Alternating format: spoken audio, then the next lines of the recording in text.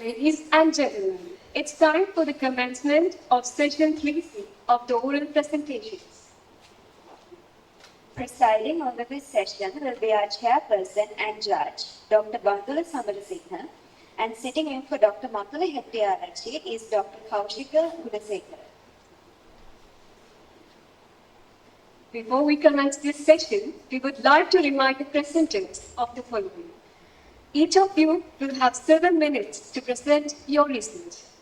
At the end of your time, you will have a Q&A session of 3 minutes. The total time allocated per presenter, therefore, is 10 minutes. There will be 1 bell ring at the end of 5 minutes and 2 bell rings at the end of 7 minutes.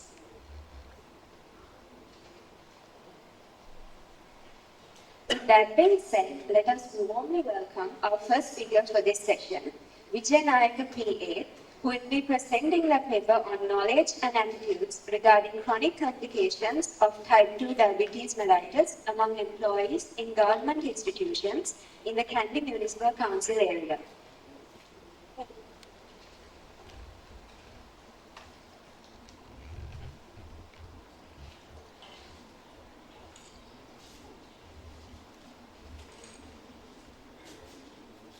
Good morning, ladies and gentlemen. Good evening, ladies and gentlemen. We are Group 42. I am here to present our research on knowledge and attitude regarding chronic complications of type 2 diabetes mellitus among employees of government institutions in the Kandy Municipal Council area. This is our overview. Diabetes mellitus, as we all know, is a metabolic disorder and is a rising levels in Sri Lanka as well as the whole world. So this, when there is uncontrolled diabetes, it leads to chronic complications, giving rise to a lot of deteriorations in the patient's quality of life and also imposing a huge burden to the healthcare system of the country. So we know that when we have a good knowledge and attitude regarding the diabetes mellitus complications, beforehand we can prevent them on time, and that will cause a lot of improvement of the patient's quality of life. So that's why we thought of doing our research on this aspect. And our target population was government employees. The reason behind choosing that was there were, on one hand, there were only limited researches done targeting this population, and on the other hand, this is a group that has a lot of risk factors due to their lifestyle and urbanization, etc. So we thought it would be ideal to do our research based on this population. This was our general objective, to assess the knowledge and attitudes about common chronic complications of type 2 diabetes. Although they are not mentioned here, we have about several specific objectives. That was to describe the social demographic factors of our population, like the sex, locality, their education level, the family history of diabetes, like that. And also we are hoping to find the prevalence of already diagnosed diabetes mellitus among our population. And also we are hoping to find the association between the knowledge and their social demographic factors, and also to find the association between their attitudes and the social demographic factors.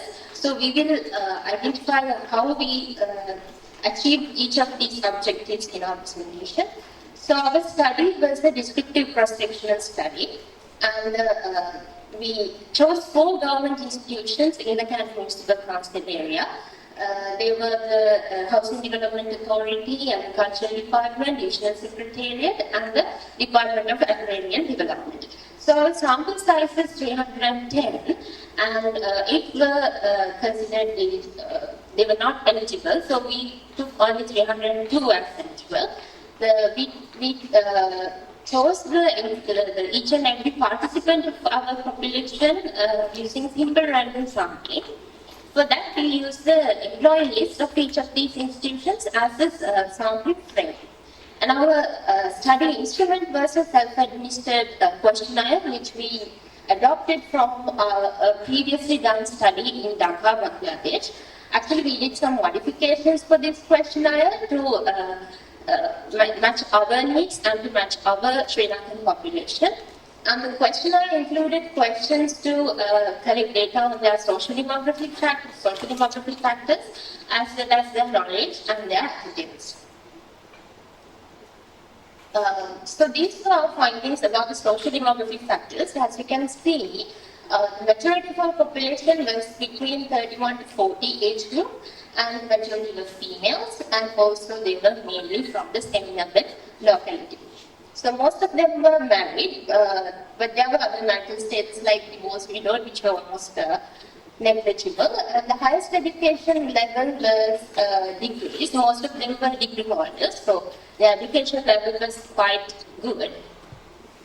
And we also collected some information about the diabetes, whether they were already diagnosed with diabetes or whether they have any family members suffering from diabetes. So most of them were not actually diagnosed with diabetes because, as I told before, most of them were from 31 to 40 age group, so they were relatively young, and they were not diagnosed. And the majority of them were not having family members. However, a considerably high amount had family members suffering from diabetes. So these were our findings on their knowledge and attitude. So we had like 13 questions to assess their knowledge and 11 questions to assess their attitude. So we found a knowledge score, and then we gave them a knowledge level depending on their score percentage. So as you can see, the knowledge and attitude levels went hand in hand. About 180 participants had very good knowledge and 190 participants had a very good attitude. So when talking about the specific findings regarding knowledge, so majority of the population recognized that obviously diabetes causes complications, which was basic, and the best known complication to most of them were that it causes delayed wound healing, as you know, chronic ulcers. And their knowledge about heart disease, renal disease, neuropathies, infectious blindness, they were also good, but they had little knowledge about diabetes causing stroke and sexual dysfunction. And obviously, the underlying mechanisms like vascular damage, dyslipidemia caused by diabetes were not well known to the population, to the participants. And regarding attitudes, majority of our population recognize that it causes so many, when diabetes can be prevented by lifestyle modifications mentioned here. However, they do not know that blood pressure monitoring and blood liquid monitoring is very crucial in preventing the complications. That is the medical background, they had very poor knowledge. And this was our specific objective about finding the association between the social demographic factors and the knowledge. The ones denoted in red color are the ones which had a significant association. So the sex, locality, total number of years of education, average monthly income, and family history had a good association. And when it comes to attitude, sex, average monthly income, and family history of diabetes had a significant association. So when considering both knowledge and attitude, sex, average monthly income, and family history of diabetes were having a significant association. So as a conclusion, we knew that we found that the knowledge and the attitude level about the chronic complication among government employees were having a positive outlook. They were generally adequate. And however, we recommend to improve the knowledge and attitude regarding blood pressure monitoring and blood lipid monitoring among the government employees in the Kandy municipal council area. So as any other research, our research also had certain limitations. For example, our questionnaire, which was modified, it was not validated. And also there were some we used cross-ended questions which might have led to some potential guessing by the participants. So these were our acknowledgements, and these are our references. Thank you very much. Thank you for the presentation on our research. So what made you select this topic? Each of our group members chose a topic depending on our interest. So this was the topic when we discussed with our supervisor and among the group members as well. This was the topic which was suggested by one of the group members. that had least complications and it was more convenient to be done. And also it was a very timely topic, so we thought of going on with this topic.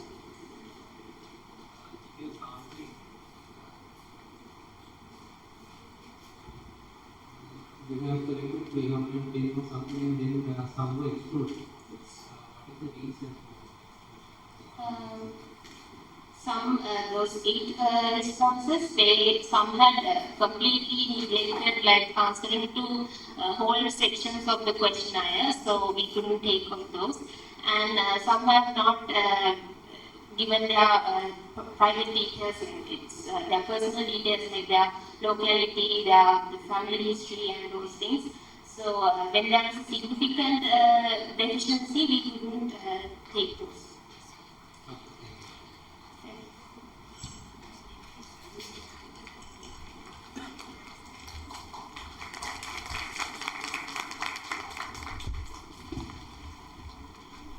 Next up, we would like to invite Ranasinghe KWRNL to present their research on prevalence and effect on glycemic control of self-monitoring of blood glucose, a cross-sectional study based in KANDY. Thank you.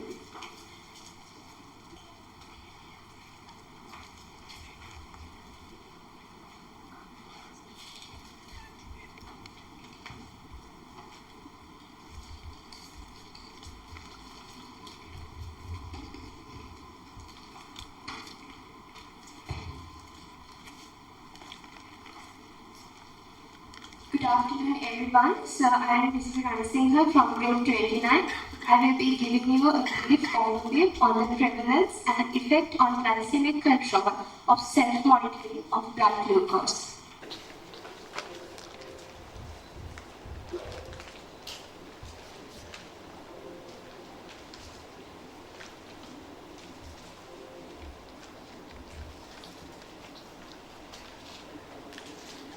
So, as you all know, diabetes is a highly prevalent disease in the local as well as in the global setting. And so, management strategies of diabetes include diabetes self-care activities.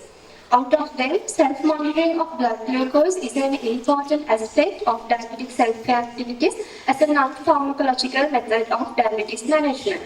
So, although despite of this very significant value of diabetes self-care, there has been very lack of evidence on self-monitoring of blood glucose in the local setting.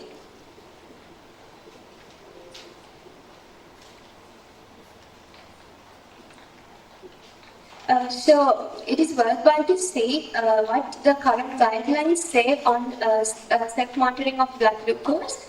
So basically, they recommend, it is the recent American Diabetes Association guidelines, they recommend that patients and caregivers not only get the access to glucometers, but also receive adequate education and training about these methods and techniques, and also interpretation of results.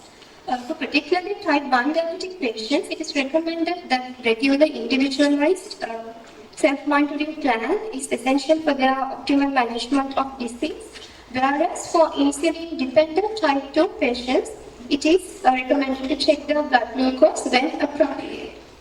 For non-insulin diabetic patients, it's different from the others. It is not very evidence-based about the benefit of the self-monitoring, so it's recommended to use it as a jump for lifestyle modification. So our primary objectives was to assess the prevalence, that is how many people use self-monitoring and who are the patients who are using self-monitoring and what factors affect it, and then to evaluate whether it is actually effective in the management of diabetes.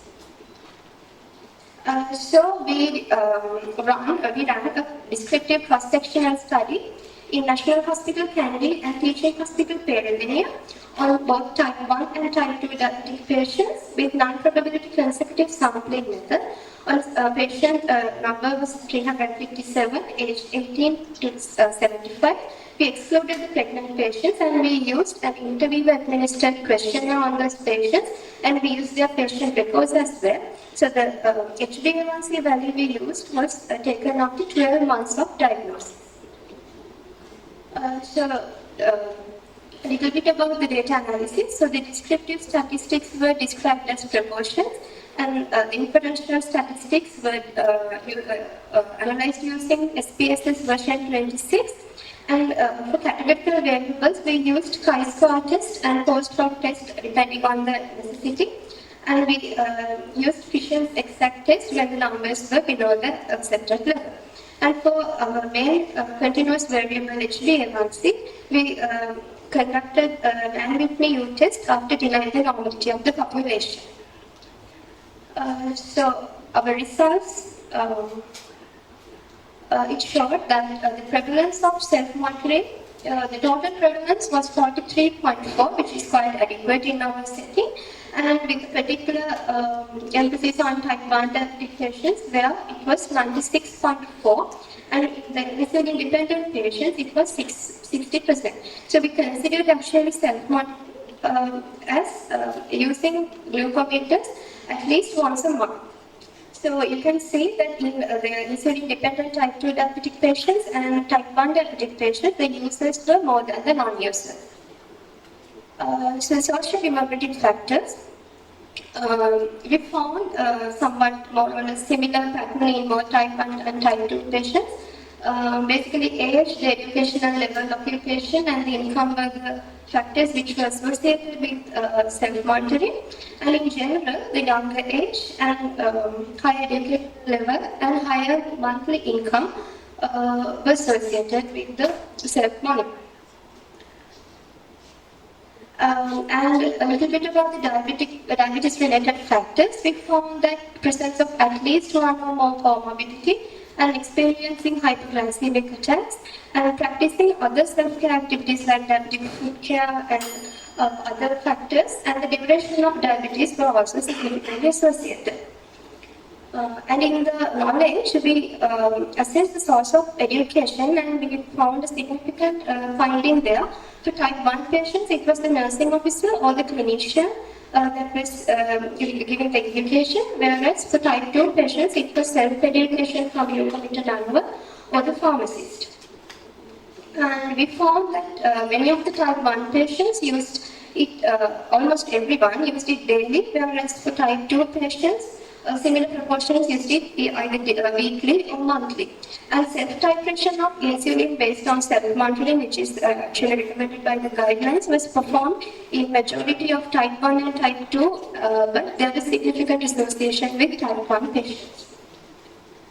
So the third objective was to evaluate the effect of self-monitoring on glycemic control, where we expected to see a significantly lower mean HbA1c in users. However, our result denied it, and there was no significant difference between the mean HbA1c levels. A little bit of comparison with other countries. So you can see in compared to other countries in the region, our study has significantly higher self-monitoring prevalence, and very high glucometer usage among the type 1 population can be due to highly individualized care in these particular clinics we assessed, and the social support with the provision of glucometer strips. Then we had quite a lot of limitations in this study. The cross-sectional study design was not the ideal type of study to assess the causal relationship between the self-monitoring and the glycemic control. And our groups were not age, gender, and duration of diabetes matched. And we actually used the consecutive sampling method for our convenience. So likewise, and we recommend application of our findings to improve the patient education in type 2 diabetes mellitus similar to type 1, and financial and material support for continuing self-monitoring, specifically for patients who would benefit most from this. And for future research, we recommend a prospective and interventional type of study, as well as diabetic mellitus specific type 1, specific type 2, and gestational diabetic specific research, and involving multi-center study with private sector and government sector involvement. So these are our referrals, and we thank these our supervisors and all the people who helped us in this study. Thank you.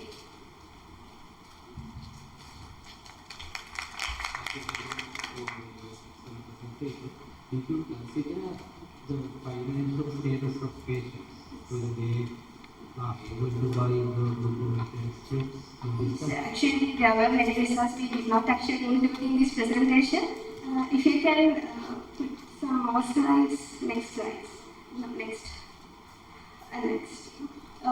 These are the reasons for using glucometers. And these are the reasons for not using glucometers. So there are many people said that it was too expensive, and also there were many patients defaulted from this because of the recent implement of the prices of strips and the glucometers. So that's why these sessions, it should be socially supported for patients who would benefit most from this, such as patients who are experiencing hypoglycemic attacks or recent insulin titration needed patients. That's why we recommend it.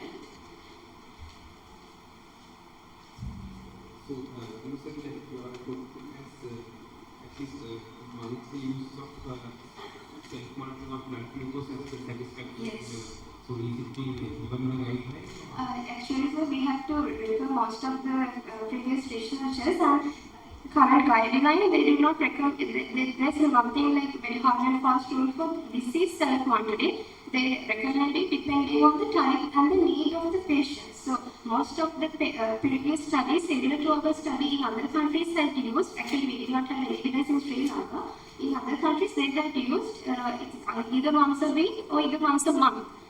So that's why we used it. What made you select this topic?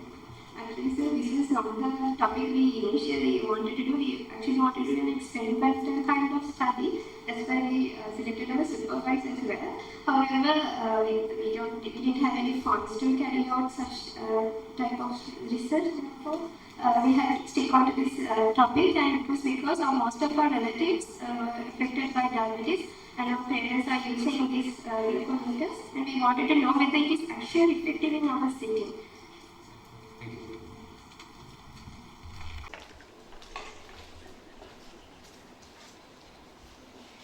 Ladies and gentlemen, please welcome our next presenter, Veerasurya RMBS, to present their research on out-of-pocket expenditure on diabetic care, diabetic drug adherence, and associated factors among patients attending the diabetic clinic at Teaching Hospital, PERADENIYA.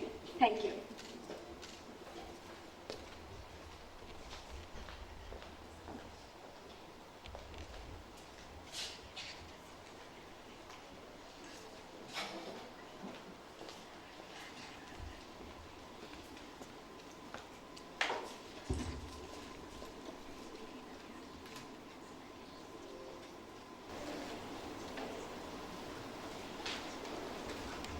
So good afternoon everyone, I am Veerasurya from research group number 41, and I am here to present our research on the topic out-of-pocket expenditure on diabetic care, drug adherence and associated factors among patients attending the diabetic clinic of Teaching Hospital, PERADENIYA.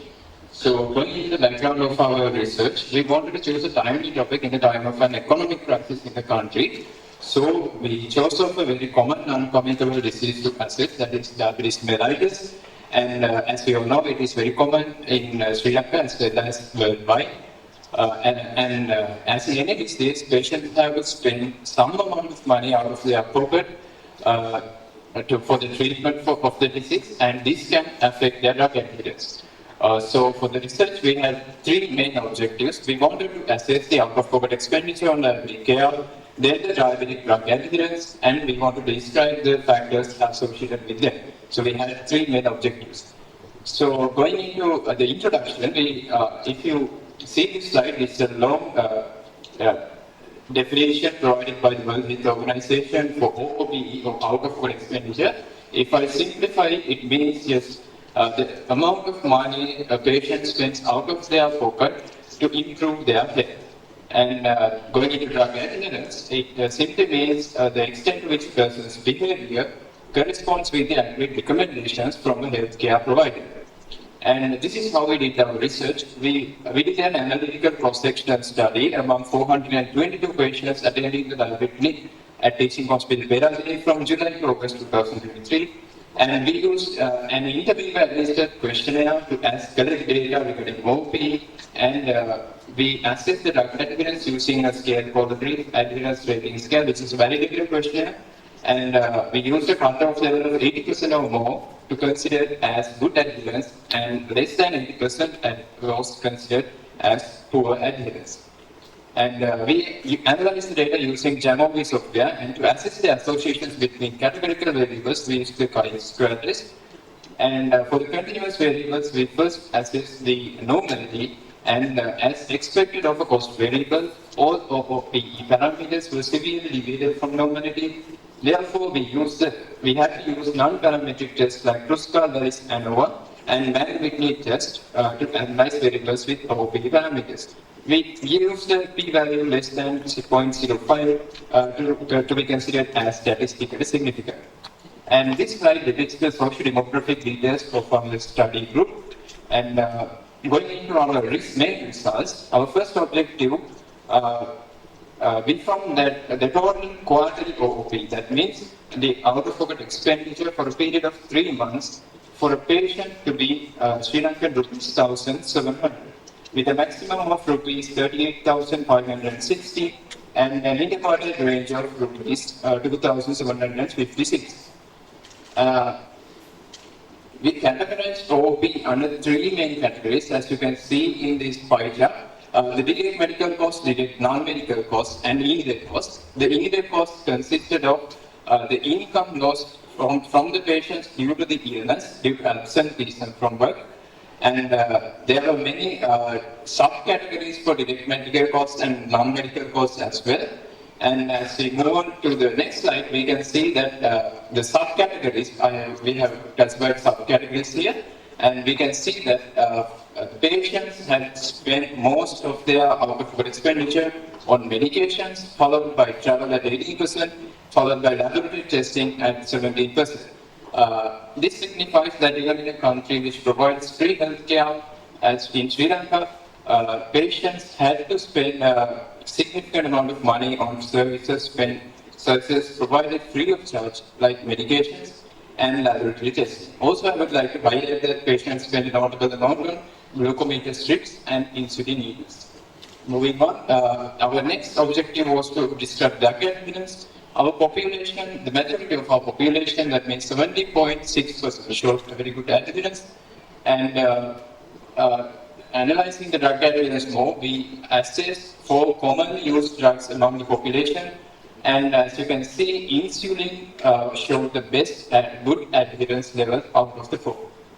And as our third objective, we analyzed the factors associated with OOPE first, and then adherence. First, going into OOPE, we assess sex, age, ethnicity, distance travel, education level, occupation status, type of diabetes, treatment pattern, drug adherence, income class, and duration since diagnosis. I'm skipping through these slides quickly. We come to a summary slide later. And we also assess associations with adherence. We assess the factors sex, age, ethnicity, type of diabetes, family history, education level, smoking, income class, duration since diagnosis, alcohol status, treatment pattern, occupational status, and peer count. So in summary, these are the findings that we found as the factors significant. We showed a significant association with OOPE and drug adherence. Distance travel, type of diabetes, duration of disease, treatment pattern, and finally drug adherence showed a significant association with OOPE, while drug adherence showed significant associations with OOPE and treatment pattern. So in conclusion, we found that the majority of our population showed good adherence to medications, but still a notable proportion struggled with poor adherence. And also, good drug adherence was associated with higher OOPE, which could be either due to patients who spend more money on their medications, tend to adhere more to their therapy, or patients who would like to adhere to their therapy have to spend more because they have to buy more medications. We recommend that the relevant authorities to maintain a continuous supply of medications and consider supplying insulin injected needles free of charge to bring down the OOPE and therefore the burden on the diabetic patients.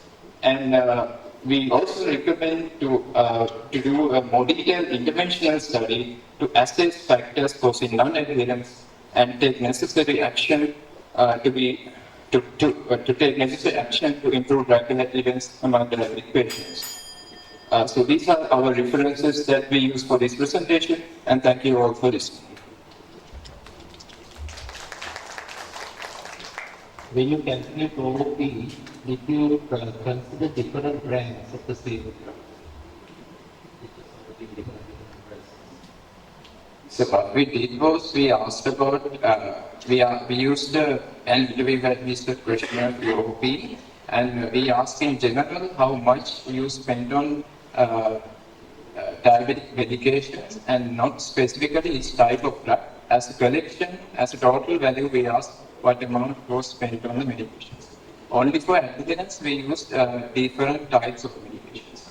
And these drugs, are they only available in private sector? Is it not available in government sector? About that, metformin, sitagliptin, glycoside, we assessed 4 types of drugs, and they were all available in the government sector, but from time to time they were not available. Patients had to buy them. Because there was a crisis time and there were drug shortages, I think the patients at that time had to spend more to buy them from private sector. Okay, thank you. Is drug adherence difference between those drugs from hospital and outside? Is there a difference between those patients? So sometimes we find drug adherence not very good with the patients who are taking drugs from the hospital. Is there a difference between that? About that, we didn't actually assess whether there was a difference between who buy from outside and who take drugs from the government sector. So both considered in the same way.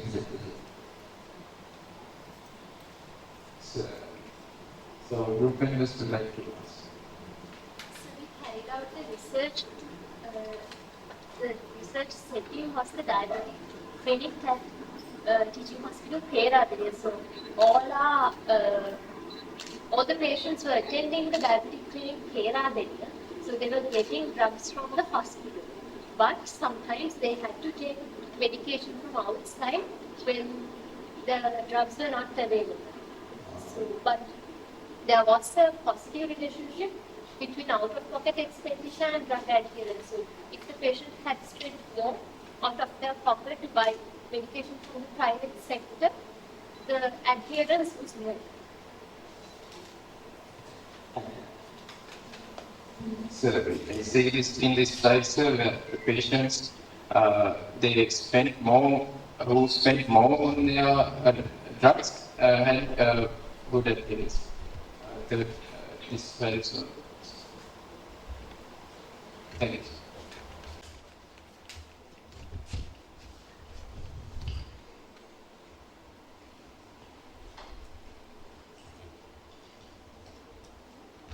Our next presenter, Abesinga AMEK, will now present their research on knowledge, attitude, and practices regarding prevention of diabetic foot ulcers among diabetic patients in teaching hospital PERADENIYA. The floor is yours. Thank you.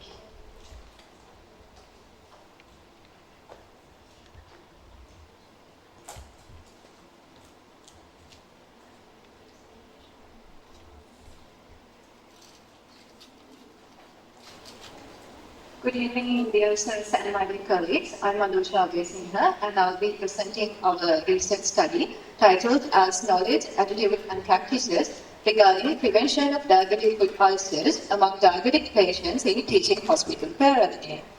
So, diabetes mellitus is a chronic metabolic illness which leads to various complications, and among them, diabetic foot ulcer is considered as the most preventable complication. And diabetic foot ulcer is a major cause for morbidity and mortality, and it's a major suffering for the patient physically as well as mentally. And also, it's a major economic burden on patients and their families as well as for the healthcare system. And diabetic foot ulcers, we have to prevent because of that, and the previous studies have found that risk factors of developing diabetic foot ulcers correlates with poor knowledge, attitude and practices. Therefore, it is critical to assess those aspects among diabetic patients. And we have found that there is insufficient literature with regards to that in Sri Lanka. So, with that kept in mind, we have conducted our research with the aim of assessing knowledge, attitude and practices regarding prevention of diabetic foot ulcers among diabetic patients in Teaching Hospital PERADENIYA. So, we conducted our study as a cross-sectional analytical study in diabetic clinic at Teaching Hospital PERADENIYA with participation of 271 patients selected by simple random sampling. And patients diagnosed with type 2 diabetes mellitus, aged 18 years and above, who gave consent, included in our study. And for the data collection, we employed the interviewer-administered questionnaire. And for the data analysis, we used descriptive statistics, independent t-test, one-way ANOVA test with post-hoc test. And we maintained a confidence interval of 95% and a p-value of less than 0.05 considered as significant. So regarding the results of our study, average age of our population was 59 years, and among the participants, 59.4% were females and 40.6% were males, and majority identified as Sinhalese and Buddhist. Majority of our patients educated only up to O level, and among the participants, majority had a monthly income of less than 18,000 Sri Lankan rupees. And in our targeted population, the duration of diabetes ranged from 3 months to 43 years, with average duration of diabetes of 9.6 years. And 51.7% had a family history of diabetes mellitus. Then, regarding the sources of information on diabetes mellitus, 94.1% had received diabetic-related information, and clinic were the primary source of information for most patients. With regards to knowledge, attitude and practices scores, our targeted population obtained the mean knowledge score of 10.1 out of 12 and mean attitude score of 4.2 out of 5 and mean practices score of 14.3 out of 26. So we can observe that there's a satisfactory level of knowledge and attitude, but comparatively, practices score was low. And we have also analyzed the variances of means of knowledge, attitude and practices scores based on groups among gender, level of education, level of monthly income and duration of diabetes. So regards to knowledge, we would find statistical significance variances of mean based on the groups of level of education. And regards to attitude, groups based on level of monthly income, and regards to practices, statistical significant variance of means could observe among groups based on gender, level of education and level of monthly income. So, regards to knowledge, in our study, majority correctly identified key factors associated with diabetic foot ulcers. But however, awareness about diabetic foot complications such as fat foot and foot cramping was limited compared to global studies. And more than 90% expressed favorable attitude to undertake preventive measures, including exercise, dietary changes, and daily foot examination.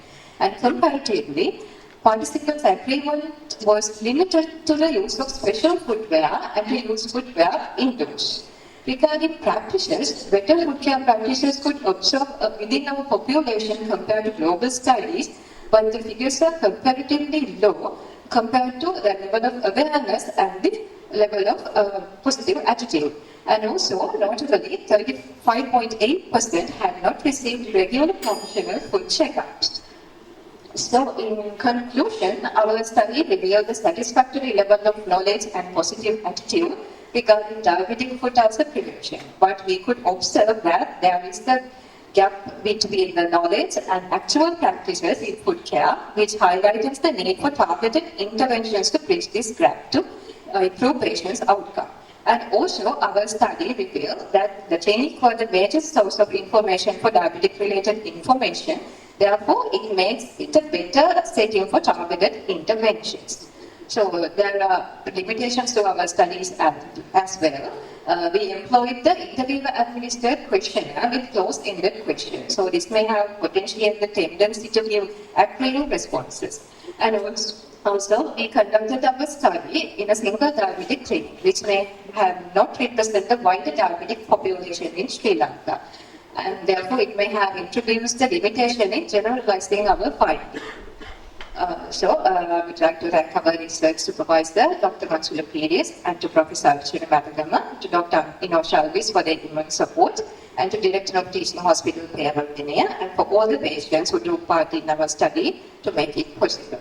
So these are our main references. Thank you very much. In this study, making use from type 2 diabetes. Yes, sir. Why type 1 was So we excluded it because the trend of the non-communicable diseases, so now it's regarding the type 2 diabetes mellitus, and the patient can prevent diabetic, developing the diabetes and related complications because they can prevent it. So, therefore, that's why we exclude the type 1 diabetic patients and only included type 2 diabetes mellitus patients.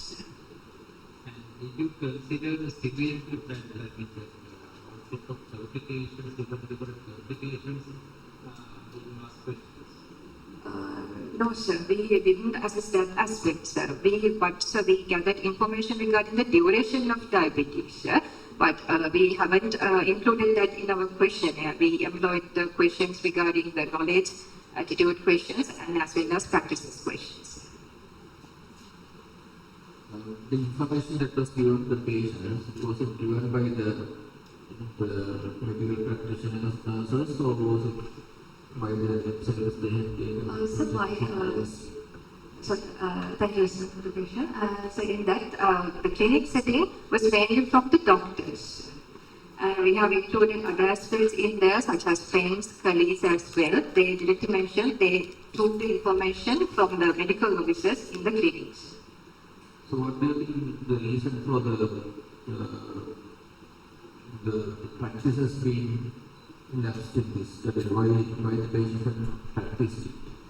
The information that they have taken. Yes, one thing is that, sir, maybe they also have more knowledge and attitude as well, sir. But as we employ the interview-administered questionnaire, they tend to give agreeing responses. One thing is that, sir, in regards to practices, like people have to allocate more time for that, and most of the patients had a lower level of education as well as the monthly income was also low. So for the better practices, they need those aspects as well. Therefore, it may contribute to that finding for that practice. The family support and the social economic background, or the family support is with regards to the illness. So we haven't assessed that aspect. So we took information regarding the monthly income, education level, marital status. So we haven't analyzed in such ways in our study. Thank you.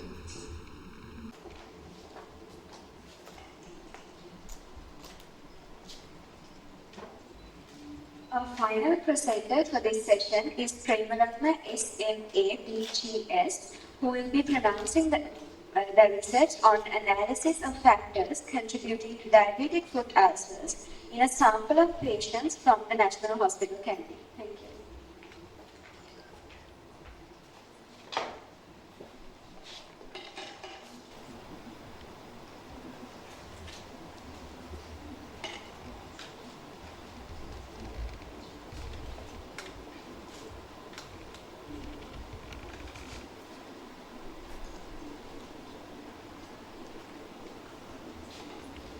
Good day, everyone.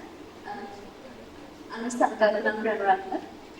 Welcome to our presentation of analysis of factors contributing to diabetic foot ulcers in a sample of patients from National Hospital, Kandy. Just imagine waking up every day with a nagging bone that refuses to heal. This is the reality for most of the diabetic patients in Sri Lanka who are suffering from the diabetic foot ulcers. The attributing factors are multifactorial and poor long-term glycemic control as the major culprit.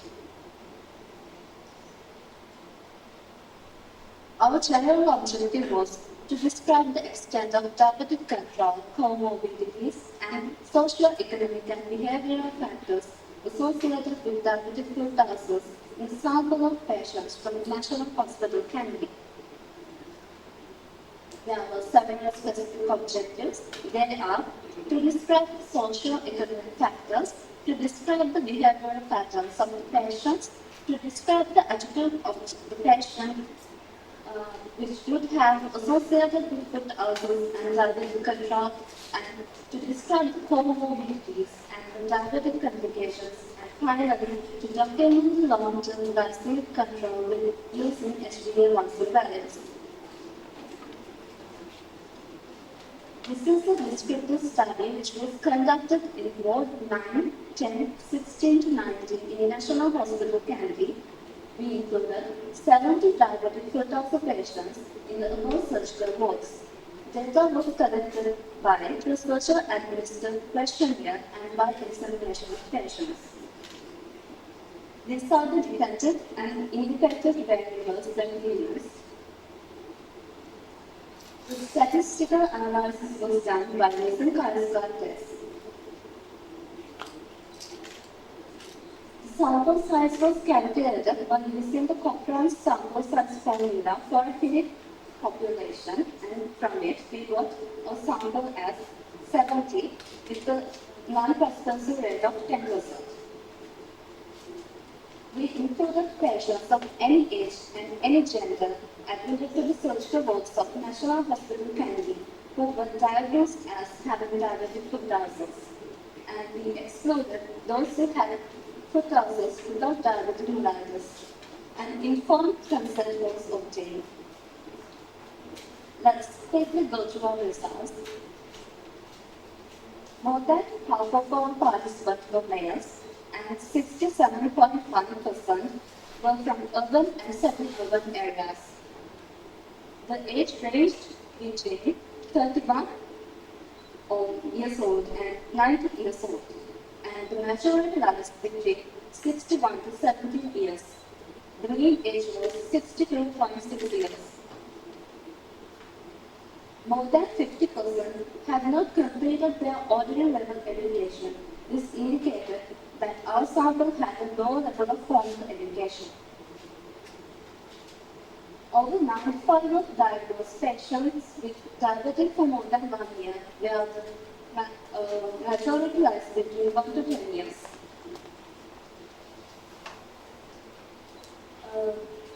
51.4% were employed, and 50% were from lower middle economic status. Although 65.7% participated in diabetic care awareness programs, only 42.9% had regular food care and 48.1% had adhered to the diabetic diet. Over 80% of the patients were not followed up by HbA1c within these 2 years. In our population, over 71.1% had at least one or more than one identified comorbidities. It showed overall poor glycemic control, and among them, the commonest comorbidities were peripheral neuropathy, which is 41.1%, and vascular diseases, which was 31.4%. A significant association was found between educational level and persistent food rehab. This highlights the impact of education on food care practices. In conclusion, the study found suboptimal awareness of long-term diabetic food care despite most having had regular clinic visits and participation in diabetic awareness programs. The common patient factor associated with diabetic foot ulcer is low-level education. the educational level. We would like to recommend to ensure close long-term follow-up of diabetes patients, revise health education programs delivery method targeting best educated patients, decentralize the diabetic health education programs and care, especially at emerged level, to have small group tailor-made programs. These are the references that we used. We would like to extend our gratitude to all the participants, the Department of Community Medicine of our faculty, the Director of National Hospital KANDY, and the consultant and the staff of the surgical wards. That's the end of our presentation. Have a nice day. Thank you. Thank you, Anna.